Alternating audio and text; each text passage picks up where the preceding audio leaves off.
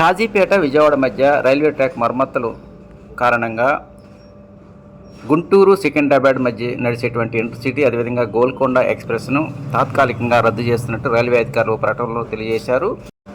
గుంటూరు సికింద్రాబాద్ మధ్య నడిచేటువంటి 12-7-06 intercity express ఈ నెల 28, 29 అదేవిధంగా జనవరి 2, 5, 7, 8, 9 తేదీల్లో తాత్కాలికంగా రద్దు చేయడం జరిగింది. అదేవిధంగా గుంటూరు సికింద్రాబాద్ మధ్య నడిచేటువంటి గోల్కొండ ఎక్స్ప్రెస్ను ఈ నెల 27వ తేదీ నుంచి జనవరి 8వ తేదీ వరకు తాత్కాలికంగా రద్దు చేస్తున్నట్టు రైల్వే అధికారులు తెలియజేశారు.